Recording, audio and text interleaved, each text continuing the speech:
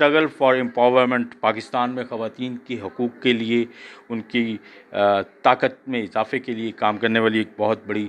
تنظیم ہے، اور اس کی چیئرپرسن ہمارے ساتھ موجود ہیں بشریٰ خالق صاحبہ۔ بشریٰ صاحبہ، آپ خواتین کی امپاورمنٹ کے لیے کرتی ہیں کام، اور پاکستان میں اس وقت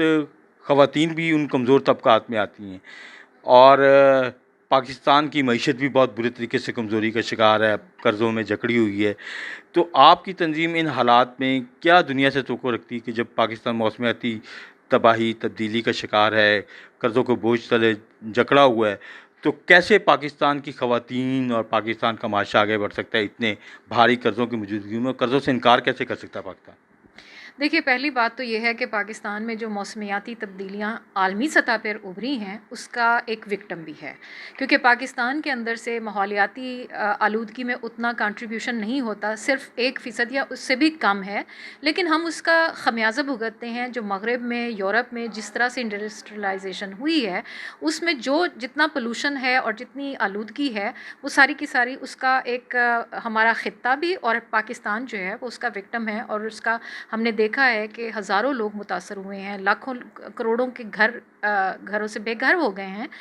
صرف اسی وجہ سے کہ ہم وہ سزا بھگت رہے ہیں جو ماحولیاتی آلودگی میں جس کا ہمارا کوئی حصہ بھی نہیں ہے۔ اب اس سارے میں ہم یہ دیکھیں کہ کون زیادہ متاثر ہوتا ہے۔ ہم عورتیں متاثر ہوتی ہیں، لیکن جو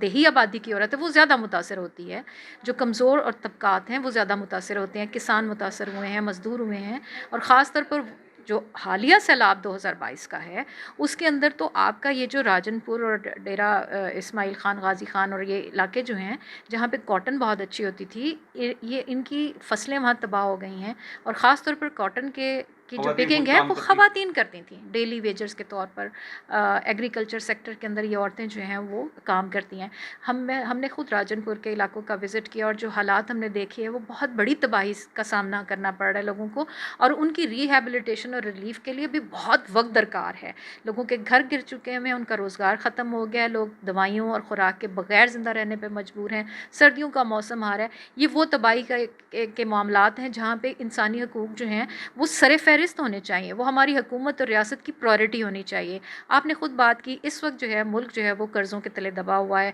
ہمیں یہ پتہ ہے کہ پاکستان کا اس سیلاب کے اندر 28 ارب ڈالر کا نقصان ہو چکا ہے، یہ حکومت کا تخمینہ ہے۔ دوسری طرف دسمبر میں پاکستان کی قسط جو ہے وہ ڈیو ہو چکی ہوئی ہے کہ ہم نے IMF کو قرضے واپس کرنے ہیں،